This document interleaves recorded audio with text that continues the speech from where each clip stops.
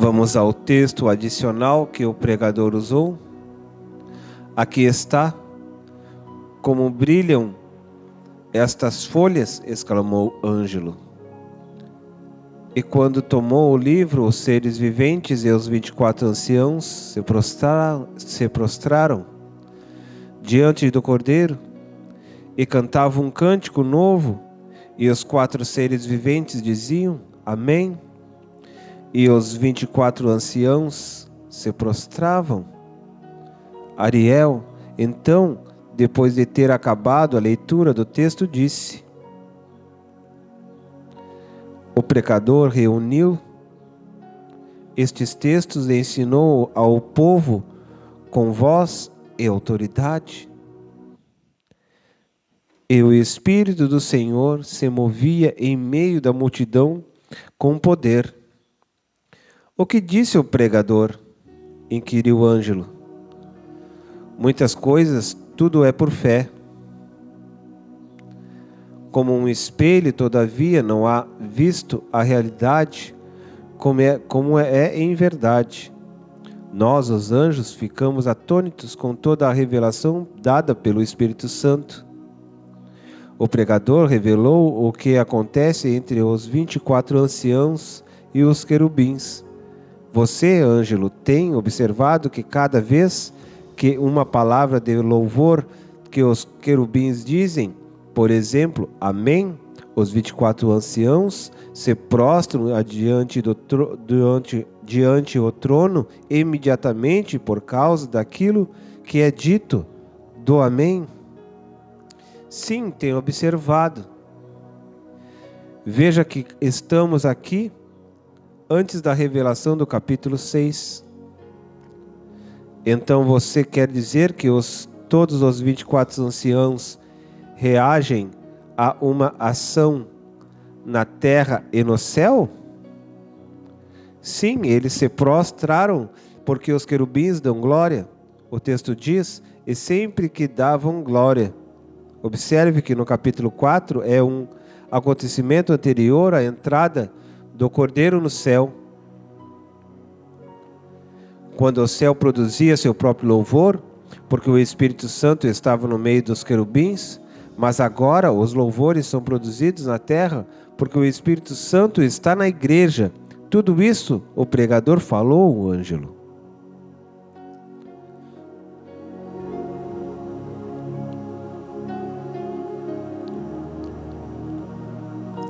Não podes te esquecer disto, disse-me o anjo que estava comigo.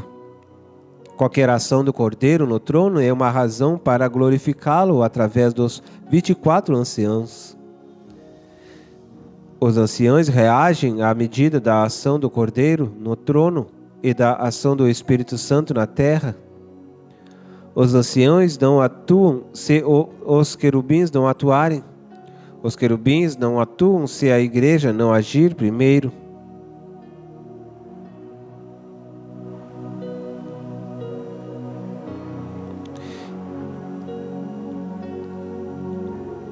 Isto não é cansativo para eles? Eles atuam assim dia e noite. Os 4 querubins têm energia de 4 seres em um só. Eles não se cansam. Os 24 anciãos servem a Deus nas 24 horas equivalentes. Quando o Cordeiro toma o livro, os seres viventes se prostram e cantam. Eles reagem em função da adoração ao que está assentado no trono. Desde a entrada do Cordeiro, eles reagem a tudo que a igreja e o Cordeiro fazem. O trabalho do Espírito Santo na igreja é comandar o louvor no céu. Percebi que o trono é móvel, comentou Ângelo. Sim, o trono se move. Nos dias de nossa visita ao rio Quedar, o trono se manifestou de uma forma gloriosa. Saímos pelo norte e a cidade, neste tempo, não estava consumada. Deixamos o Monte Sião e um vento glorioso soprava diante de nós. Entramos no universo, passamos as vias lácteas e as atmosferas, as estrelas não estavam imóveis. As estrelas vibraram como um gigantesco coral, e percebi literalmente o encanto e a harmonia daquela música das esferas cósmicas, louvando a Deus. Assim chegamos na terra em uma noite fria. Fomos por causa da oração do profeta Ezequiel e pela atuação do Espírito Santo sobre ele. O vento era forte e havia sido produzido pelo mover das rodas e das asas dos querubins.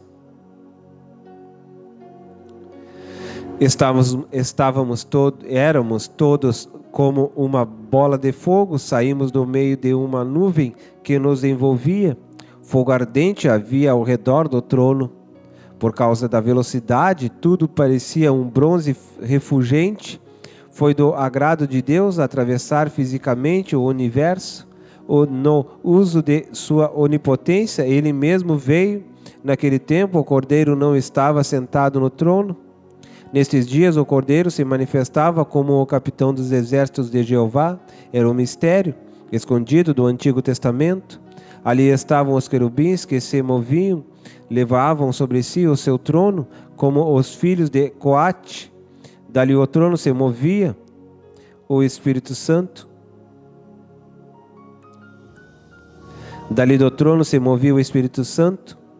Ali esteve por muitos anos até que foi enviado sobre a igreja, depois da glorificação do Filho do Homem. João 7, 37 a 39. Agora o Espírito Santo move o céu através da igreja na terra, mas há pouco a igreja assumirá seu lugar definitivamente e todas as coisas serão restauradas a seu posto. Efésios 1:10. O rio da vida. Anjos e santos cantavam diante do trono, via a multidão reunida e a voz dos que adoravam era suave. Não viam o lugar santo, não havia separação porque não havia véu, tudo era santíssimo e ali era o lugar de verdadeira manifestação de louvor. Tudo era feito na santa paz, tudo em ordem.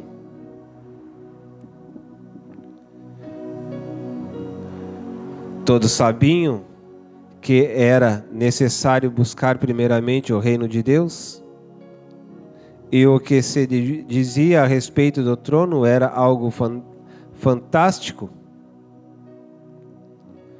O relógio do trono era vivo, segundo o que faziam os 24 anciãos, assim se movia o céu. Cada ancião representava um fuso horário das horas terrenas e uma infinita porção do tempo equivalente da eternidade. Tudo se movia em função dos 24 anciãos. No centro da cidade havia um rio.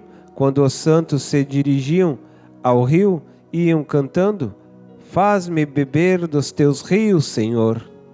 Multidões iam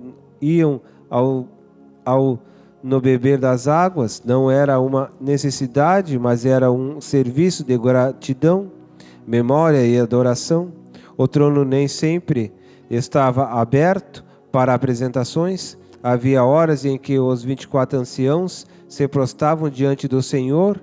Esta era uma hora santíssima. O céu inteiro parava quando os 24 anciãos começavam a adorar o Todo-Poderoso. A igreja tinha prioridade. Algumas vezes o trono se movia e saía da cidade. Os querubins se transformavam e, à medida que o trono avisava a sua saída, havia uma revolução no céu. O trono saía porque o Pai e o Filho iam até a determinada região para eventos extraordinários realizados na terra, nas regiões celestes. Algumas igrejas na terra haviam aprendido o segredo de levar o trono à terra. Algumas vezes os anjos que ministravam do trono à terra se apresentavam diante do Todo-Poderoso e do Cordeiro em uma forma gloriosa. Quando isto acontece, ocorre um avivamento no céu. Todo aquele mover era intenso, mas minha atenção se voltou para o rio da vida. Deus não se deixa mover simplesmente pelo fato de ser onipresente, ele se move como nos dias do Jardim do Éden, terreno. A cidade possui uma base que é um trono no qual se assenta o Pai e o Filho. Do trono saiu um rio, que é o rio da vida. As águas do rio saem de forma espiral e acompanham a rua da cidade e caem ao norte do monte de Sião. A cidade está em cima do monte. Ao sair da cidade, as águas se tornam como nuvens, com o brilho múltiplo da glória da cidade. Torna-se possível ver as mais belas visões que um mortal jamais poderia imaginar. Não havia pensado no ministério do Filho estar assentado, do mistério do Filho estar assentado à destra do Pai, comentou Ângelo. Sim, Ângelo. Este é o ensino bíblico. O Cordeiro está assentado à destra do Pai, até que ele ponha os seus inimigos prostrados a seus pés, e também até o tempo da restauração de todas as coisas. Atos 3, 21. O Filho está temporariamente no mesmo trono do Pai, mas haverá o tempo em que o próprio Filho se assentará no seu próprio trono de glória. Quando começar o reino milenar da terra, esse lhe há dado o trono de Davi. Qual é a função do rio aqui na cidade? Perguntou Ângelo. O rio nasce no trono, literalmente o rio desemboca no Monte Santo, mas espiritualmente o rio jorra no ventre de cada pessoa, dentre as que na terra creem no Filho. O rio representa o Espírito Santo.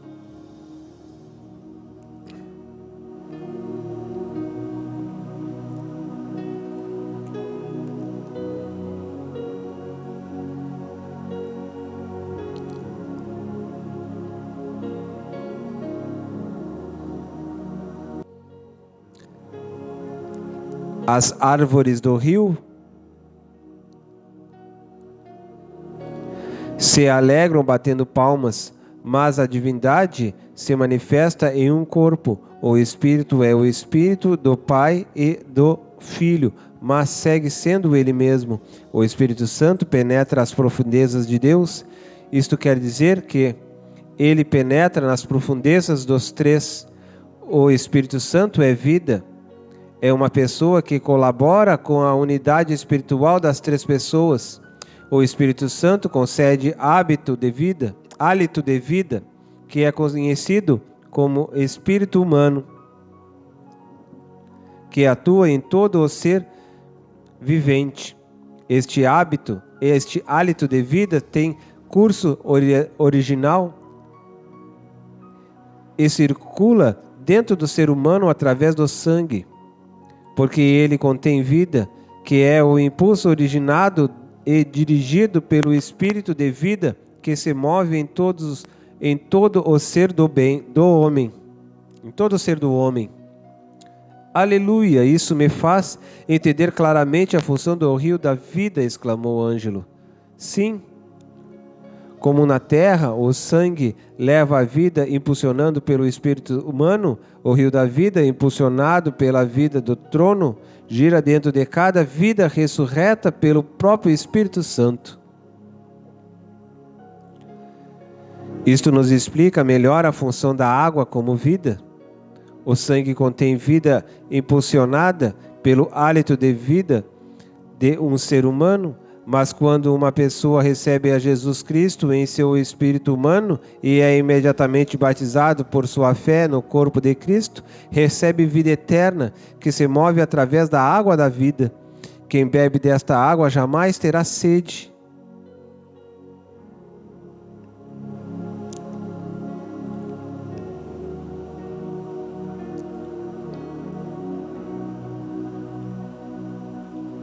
Essa vida é manifestada através da água da vida que nasce do trono de Deus.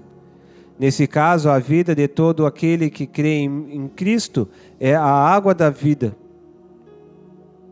É água. Agora, em cada pessoa que nasce de novo, o Espírito Santo começa a sua obra no espírito humano, depois trata com a alma e, por último, trata com o corpo humano. Isso acontecerá na ressurreição.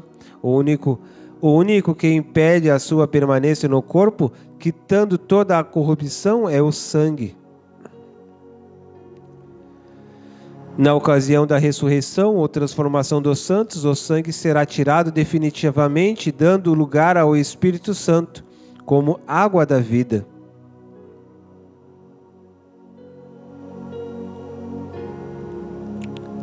Tomará lugar nas suas veias, Ângelo.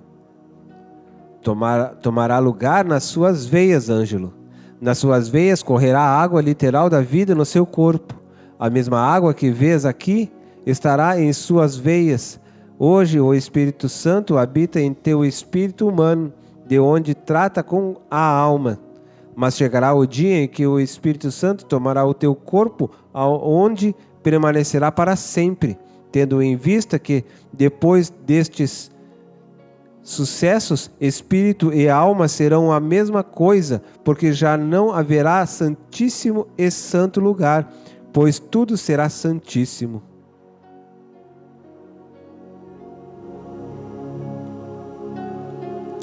Sim, agora entendo, disse Ângelo. Quando Jesus se manifestou em carne aos seus discípulos, disse: Vejam que um espírito não tem carne, nem ossos, como vês que eu tenho. Jesus estava manifestando-se depois da sua ressurreição em corpo de carne ressuscitado, que continha osso, mas não havia sangue nele. Antes de sua morte, sua alma era divina. Seu sangue, seu espírito também era divino, e depois de sua ressurreição, seu corpo passou a ser cheio da mesma natureza divina. Todo mortal foi absorvido pela vida. Seu corpo não continha sangue, porque o sangue não herda o reino dos céus. E a carne? Perguntou o anjo. Sua carne já não é a mais carne humana, simplesmente havia se transformado e absorvida pela vida. Sua carne passou a gozar da vida, suas veias foram cheias de água da vida, do Espírito Santo. Quando Jesus morreu na cruz, derramou todo o seu sangue. Ele era Deus e homem. Como Deus derramou sua vida como água, como homem derramou toda a sua vida humana. Como sangue, entrou toda a sua vida, disse Ângelo. Agora entendo porque Jesus disse: do interior fluirão rios de águas vivas, e quem beber do meu sangue terá vida em si mesmo. Então o sangue de que falava não era sangue humano, senão o sangue do corpo da ressurreição, o Espírito Santo. Glória a Deus! Os anjos adoravam a Deus por causa das revelações que o Ângelo recebia. Ele sempre recebia revelações depois das informações dadas pelos anjos. Enquanto o Ângelo conversava com o anjo, muitos outros foram chegando a eles a fim de escutar o que estavam falando. A conversa sempre terminava em adoração. Nós voltamos em direção ao trono para os lados do norte e nos prostrávamos e adorávamos. Entendi perfeitamente todas as coisas quanto ao novo nascimento. Compreendi porque quem nasce de novo não pode morrer, porque recebe vida e vida eterna, e o seu corpo é selado para a possessão do Espírito de Deus na ressurreição. Entendi que enquanto um homem nascido de novo vive no mundo, o Espírito Santo habita em seu espírito humano e sela seu corpo com a habitação eterna, a ressurreição ou a transformação. Assim, o Espírito Santo poderá se manifestar em água viva, literal, em nosso corpo, e assim estaremos ligados à divindade literalmente para sempre.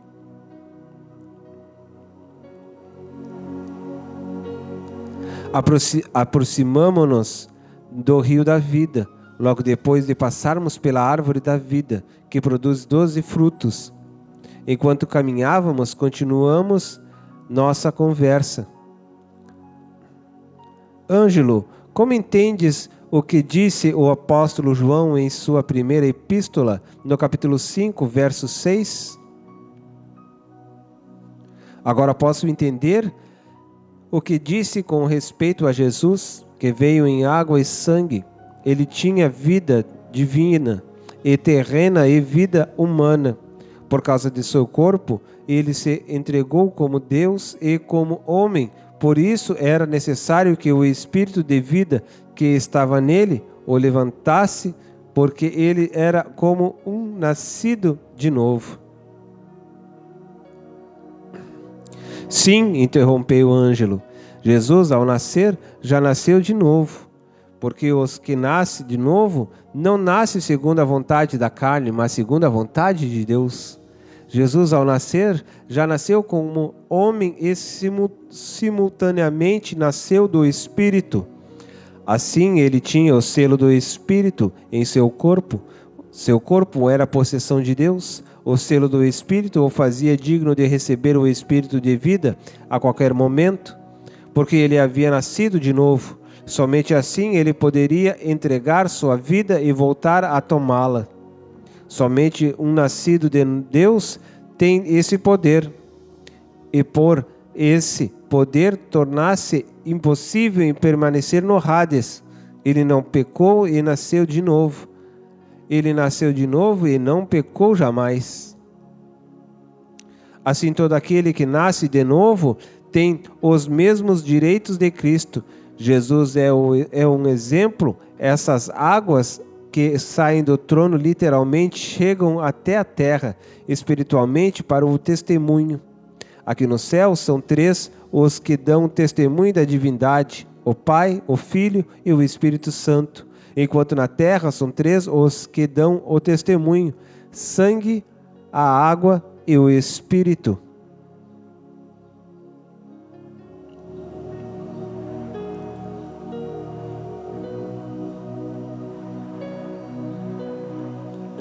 Estes 3 últimos não são um, mas concordam entre si.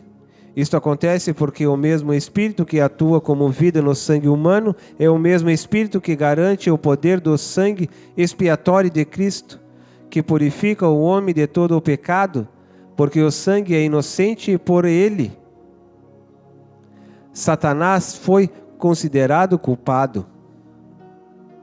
Como? Explique-me melhor, disse Ângelo.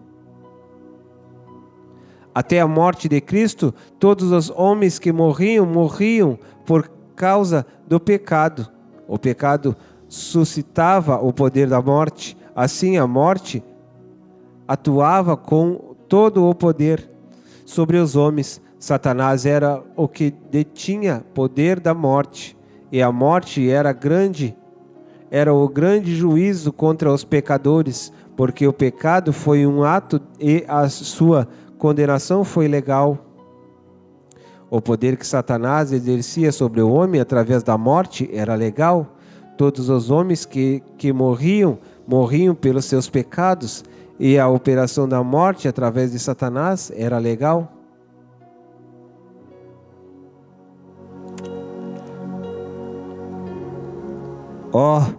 Já posso entender, sim, aleluia. Por que saltas e gritas? Perguntou um dos anjos. Sim, já o entendo. Sim, glórias a Deus. Sim.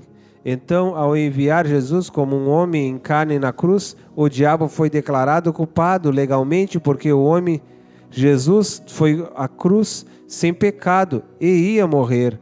A morte e o diabo foram condenados legalmente porque mataram a um inocente. Ao matar um inocente, o diabo foi declarado culpado e atado com a morte de Jesus, tornando-se assassino sem defesa.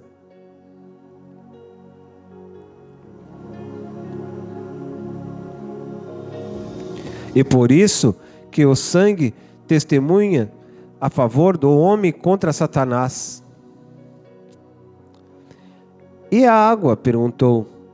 O Espírito se manifesta através da água da vida, concedendo poder para que vivamos a vida eterna em Cristo.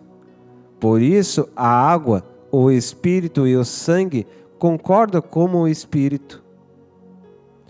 Não queres beber dessa água? Porque tenho que beber dessa água? Já não tenho bebido dela? Sim, o Senhor disse: o que beber dessa água jamais terá sede. É verdade, mas ela é memorial de salvação. É como se bebe nas festas dos tabernáculos. Nós, os anjos, bebemos dessas águas e somos eternos. Jesus, após a sua ressurreição, tinha corpo ressurreto, mas mesmo assim comeu. Nós, os anjos, fomos criados eternos, temos algo em comum com vocês, mas vocês são superiores. Como? Perguntou espantado o Ângelo. Vocês são membro do corpo de Cristo.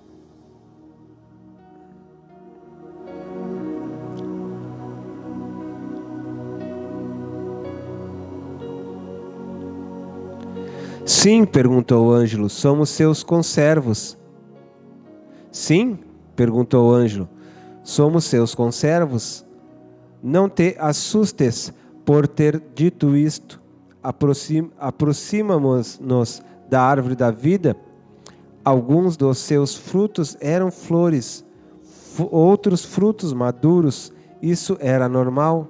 Meus amigos, os anjos, observavam minha curiosidade.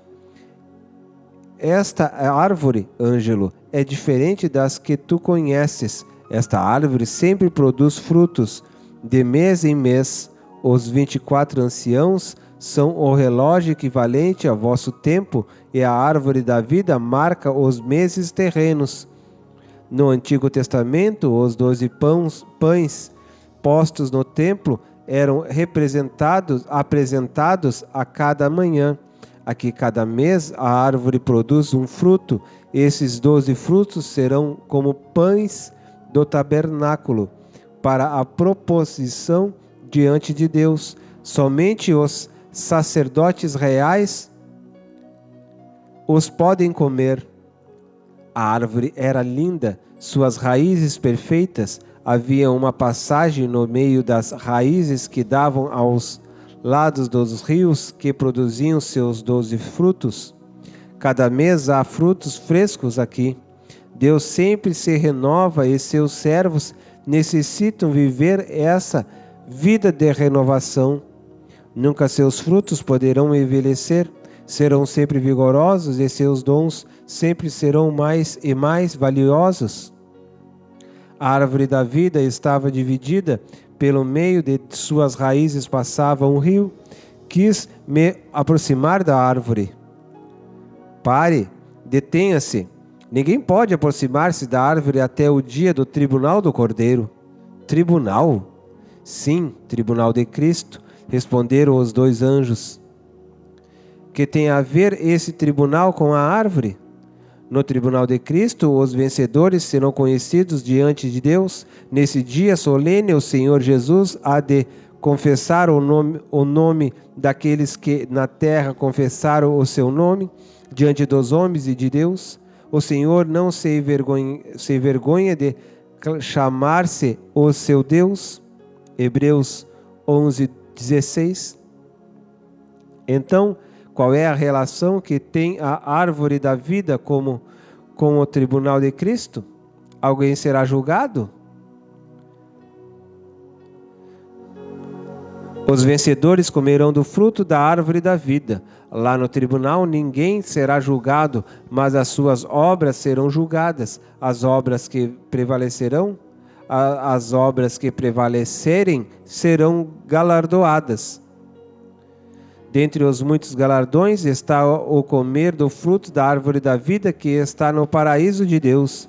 Seu fruto tem o mesmo efeito de suas águas, e todo aquele que comer o fruto terá vida em si mesmo. O Espírito edificante se manifestará através das águas e dos frutos da árvore, mas há outros galardões, tais como ou não sofrer dano da segunda morte, que é a separação eterna de Deus, comer do maná escondido, receber uma pedra branca, na qual está escrito o novo nome do galardoado, o ato de receber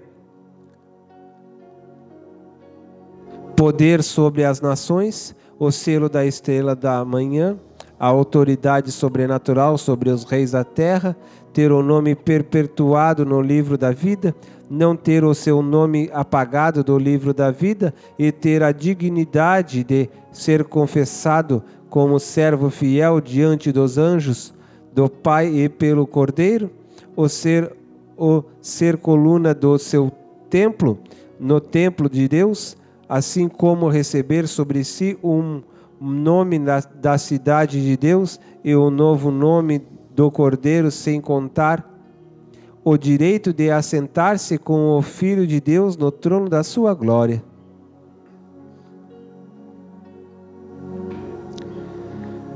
Vamos agora, eu vou te mostrar as coroas. Rapidamente fomos levados às salas do tesouro. Havia muitos departamentos. Estavam protegidos por cristais indescritíveis. Havia 5 coroas que esperavam o tribunal de Cristo. Esta é a coroa da vida, mostrou meu anjo. Será dada junto com os galardões dos frutos da árvore e a água do rio da vida. Todos os santos em Cristo lá a receberão. Este é o prêmio pela sua fidelidade. Em seguida, o anjo saiu para nos apresentar outra coroa. Esta é a coroa de glória. Todos a receberão? Esperava outra resposta, mas o anjo moveu a cabeça e olhou para mim com uma olhada cheia de compaixão. Não, não, servo de Deus. Nem todos receberão esta coroa no dia do tribunal de Cristo. Quando todos estiverem transformados em imortais, será o momento da glorificação, porém nem todos serão glorificados igualmente. Uma será a glória do sol e a outra a glória da lua. Esta coroa será obsequiada àqueles que completarem o que faltou dos sofrimentos de Cristo. Por causa de seu sofrimento sem pecado, muitas vidas vieram ao reino de Deus e terão direito a recebê-las. A coroa de glória é maravilhosa. Era algo grandioso aos meus olhos. Parei por alguns minutos e pensei no meu cristianismo, no meu testemunho, na minha maneira de viver. Silenciei e os meus amigos anjos se olharam e se dirigiam a mim com algumas palavras consoladoras. Desperta, varão de Deus, ainda estás na tua oportunidade, ainda não estás morto. Vai ter que voltar e viver no mundo, a vida, a morte e a ressurreição de Cristo. Teu testemunho será verdadeiro e poderoso. Tu podes ser digno dessa coroa. Caminhamos até o lugar onde estava a coroa incorruptível. Tudo aquilo era uma amostra de cada uma daquelas coroas que todo o servo de Deus terá a oportunidade de obter. Que linda! A quem está destinada esta coroa? Este é o prêmio da perseverança.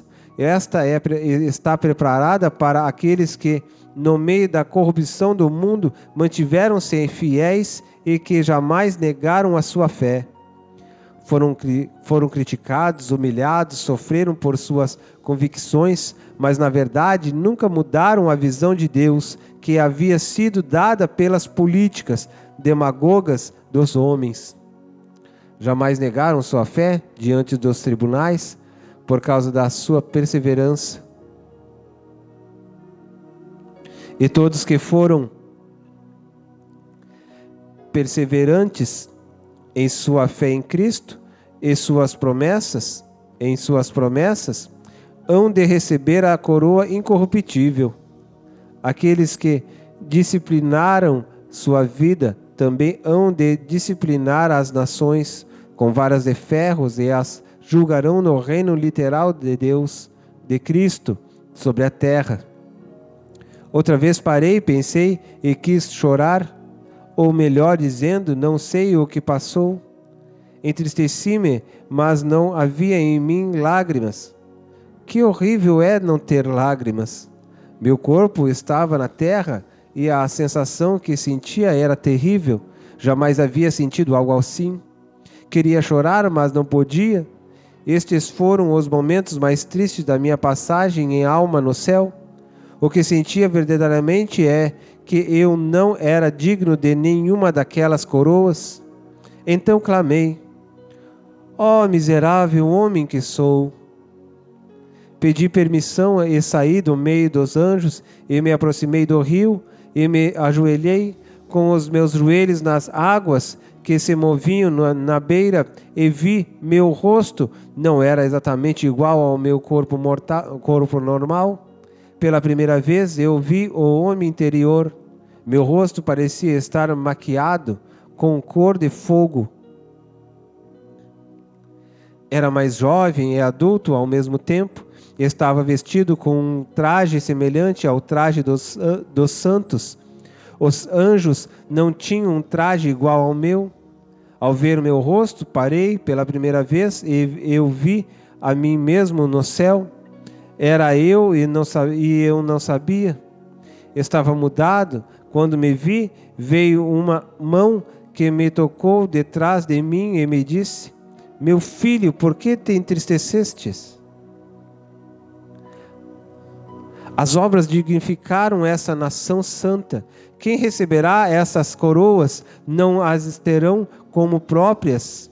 A justiça deles não será a sua justiça humana, mas será a minha justiça neles. Eu tive a oportunidade de atuar neles, realizei a obra neles, estive trabalhando através deles. Já não viveis só. Meu filho, eu vivo contigo. Tuas obras não passam de falsa justiça. O que tu crês que estavas fazendo, ou fazias em mim, na ocasião em que vivias, se tu crês que estavas em mim na ocasião da minha morte, também poderás crer que eu estava em ti na ocasião da tua vida. Sim, Senhor, prostrado aos seus pés adorarei. Como reluziam como bronze, seu perfume era mirra e aloés, pareciam acácias suaves. Então, meu filho, assim como crês que estavas em mim nos momentos da cruz, também pode crer que eu estava contigo nos momentos de sua vida. Permita-me que eu viva em tua vida. Deixa que eu viva contigo em tua vida terrena e estarei contigo em tua morte. Assim como estavas comigo em minha ressurreição, estarei contigo em sua ressurreição.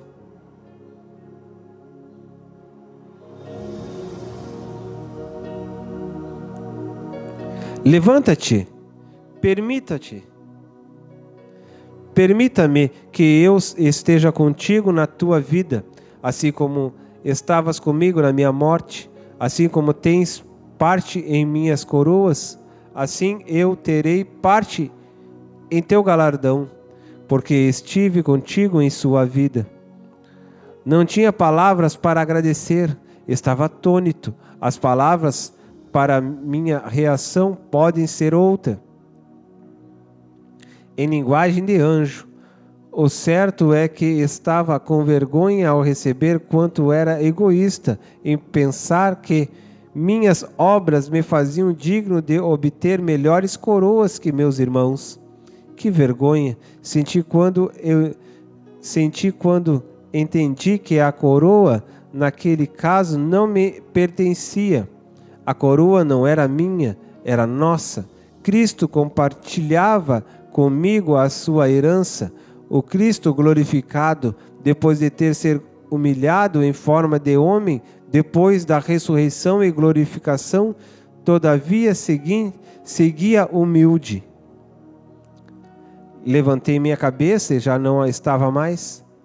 Senti a sensação constante do toque de sua mão carinhosa sobre a minha cabeça. Depois perguntei: onde está meu senhor fiel?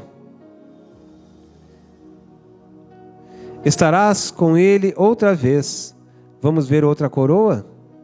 Sim, vamos, respondeu o Ângelo, totalmente mudado, louvando e adorando ao Senhor. Sentia-o presente a todo instante. Continuamos vendo as coroas. O anjo foi relatando uma por uma. Aquela é a coroa da formosura que todas as mães virtuosas e sábias receberão, Provérbios 4:9.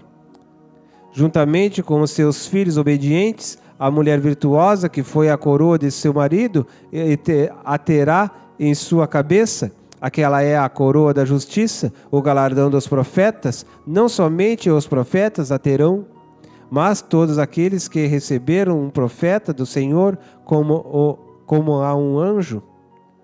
Esses receberão galardão de profetas. Esta coroa também é o prêmio equivalente a todas as injustiças sofridas pelo amor do reino de Deus. Mateus 5:12. Aquela outra é a coroa que receberá Israel entre as nações. Porque tem 12 estrelas? Pertence a toda a nação, com suas 12 tribos. Chegamos a uma parte enorme e linda, como um grande arco. A porta era transparente e estava repleta de coroas. Aí estão as coroas dos santos e as pedras brancas que guardaram os seus novos nomes. Continuamos até a sala do banquete. A sala das coroas estava perto da sala do banquete. Entravam e saíam dali anjos e anjos. Voavam sem pôr os pés no piso de cristal puro. Os anjos eram vistos pelo reflexo dos cristais. Que maravilha era tudo aquilo! Então estão preparando a mesa. A mesa é em espiral e se sobrepõe em graus a cada volta. A ponta inicial fica no centro e a medida é de anjo. Como vão entrar aqui os santos?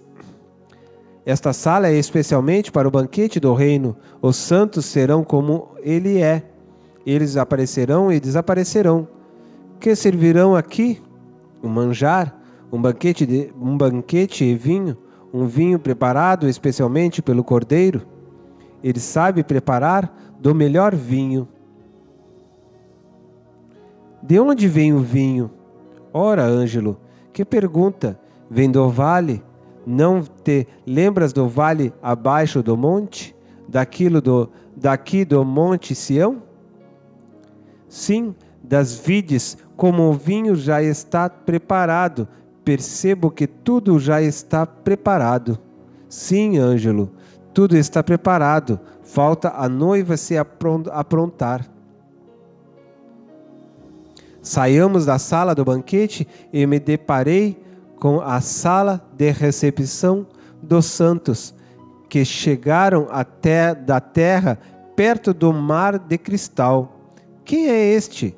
É Paulo, o Macalão? Paulo Macalão. É a recepção de sua chegada. Emudeci e repliquei. Estava em um tempo da eternidade que equivalia ao período de 1980 a 1982. Era o período equivalente do tempo terreno, mas ainda está novo. Ele estava novo como um jovem de 17 anos, mas seus olhos eram de uma serenidade sem par. Porque está tão novo se ele morreu tão idoso? Esse é o prêmio do gozo dos que esperam em Jeová, renovam suas forças à medida que o homem vai vivendo na carne e vai envelhecendo. O seu homem interior vai se renovando na ressurreição em teu corpo, revelará o quanto esperaste no Senhor pela renovação das tuas forças. À medida que uma pessoa vive na terra, seu corpo envelhece e morre. E em contrapartida, o seu espírito, o seu homem interior, se renova para a vida.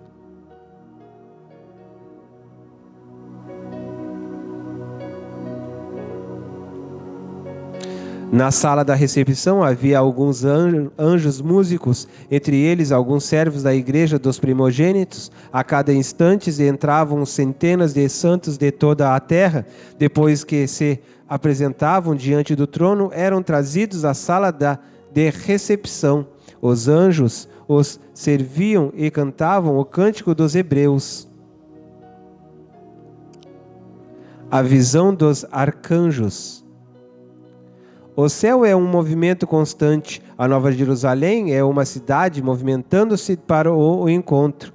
E todos os anjos, além disso, trabalham para servir os herdeiros da salvação. Hebreus 1:14.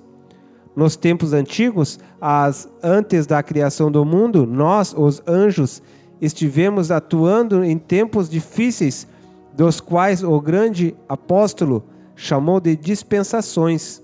Muitas coisas se passaram antes da criação do mundo.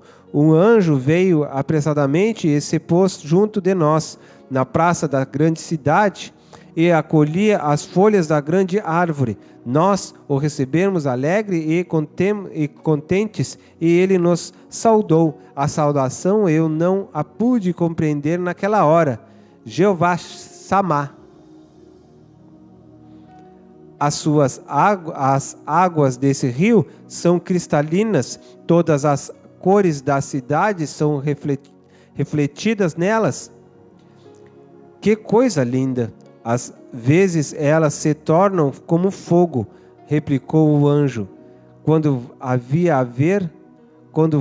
vai haver um grande julgamento, elas se transformam. No grande dia da ira do Todo-Poderoso, as águas do rio serão como chamas de fogo, disse o anjo. Como é que você sabe disso? Nós aprendemos isso com as visões de Daniel. Ele teve muitas experiências especiais. Onde estão os profetas e os apóstolos? Estão num lugar este lugar é muito grande. Os físicos terrenos quiseram medi-lo, mas não sabiam que a cidade é medida à medida de anjos. Se lermos as parábolas e os evangelhos de Jesus, percebemos que ele usa medidas, valores e pagamentos diferentemente. O Senhor continua pagando ao último trabalhador como ao primeiro, gritou de longe o segundo anjo. Fomos nos aproximando do centro da praça da cidade. Todo aquele lugar parecia o centro da adoração. Louvores tremendos vinham ao trono. Anjos com toda a sorte de instrumentos ao redor do trono. Turnos a seu tempo. Instrumentos e músicas angelicais. Não havia uma nota errada. Tudo estava de acordo com a ordem celestial. Peçam àquele anjo que toque alguma coisa, pediu o anjo. Não, ele não pode. Nenhuma nota musical pode ser dirigida a outra pessoa, a não ser aquele que está sentado ao cordeiro. Aquele que está assentado ao cordeiro, no centro da cidade. Estamos no santíssimo lugar. Aqui não se pode tocar nada a não ser o que ele for ordenado segundo a equivalência que vem da terra.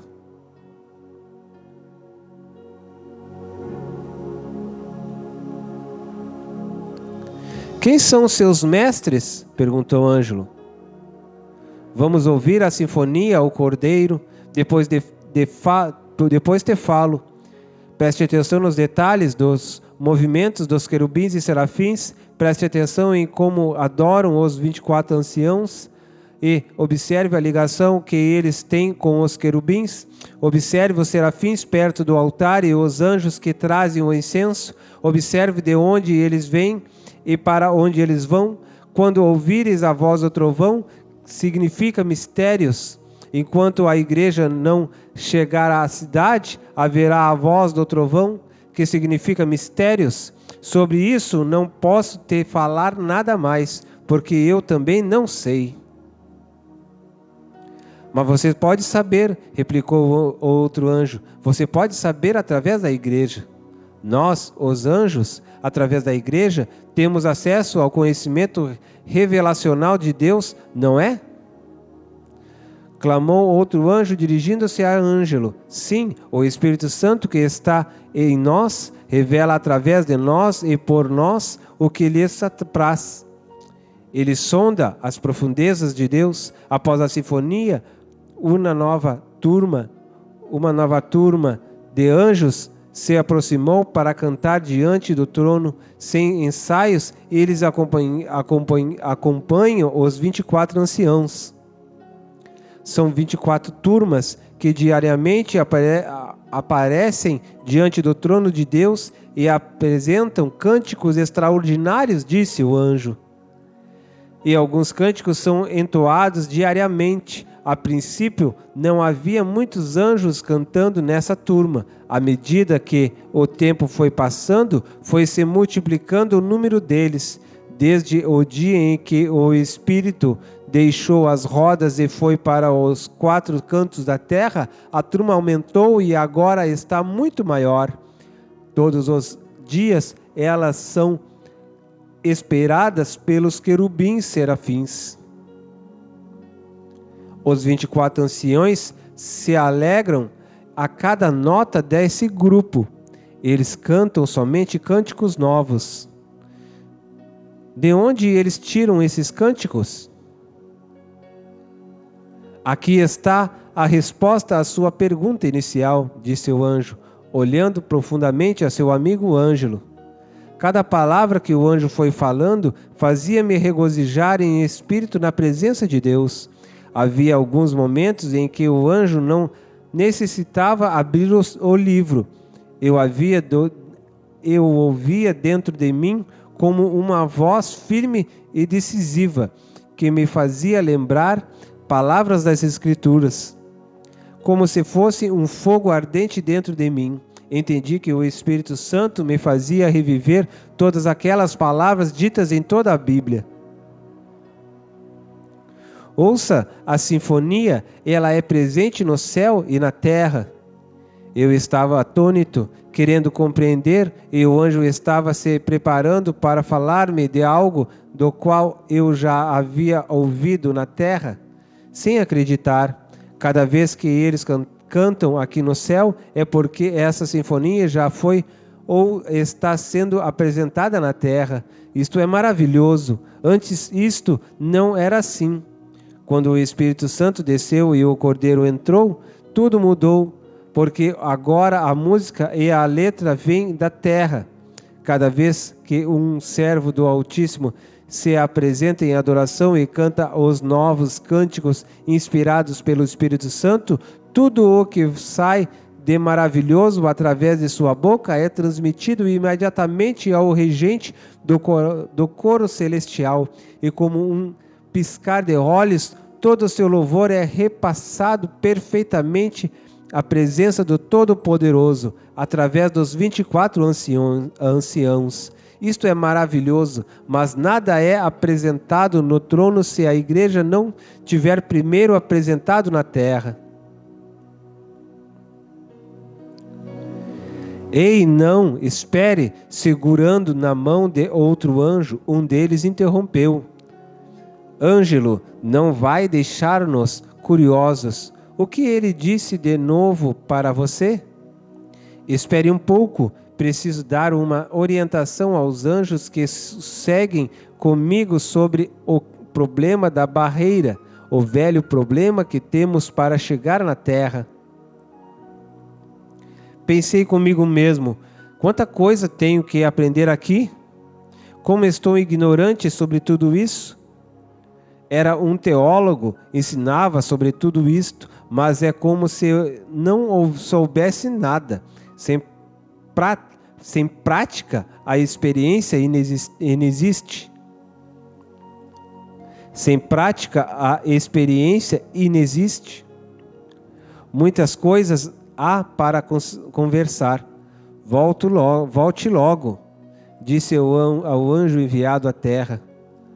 Passaram-se alguns momentos e o anjo voltou. Vocês ainda estão aqui? Já se passaram meses na terra. Nosso pregador vem aí. Vocês não terão acesso a ele. Guardei tudo o que ele disse. Vamos comparar ao grande livro. Venham por aqui, disse o anjo enviado. Que lugar maravilhoso! Como se chamas? Esse é o lugar onde os anjos vêm buscar entendimento na Bíblia, o livro da Revelação. Cada vez que ouvimos algo através de um ministério na terra, aqui gastamos nosso tempo perscrutando o que nos foi revelado. Tudo aqui é levado a sério. Tudo que se refere a esse livro não podemos deixar passar. E tudo o que fere a verdade desse livro não podemos aceitar. E aquela porta? Perguntou Ângelo. Eu vi uma das 12 grandes entradas que pareciam portas rotatórias. Elas estavam constantemente girando e muitos anjos entravam e saíam por elas. Aquela porta, respondeu, é a porta de 3 dimensões. Que quer dizer isso? Através dela, João Evangelista foi levado. Quando você entrar por ali, você consegue ver todas as coisas em 3 dimensões, da mesma forma que o Todo-Poderoso vê, julga e age.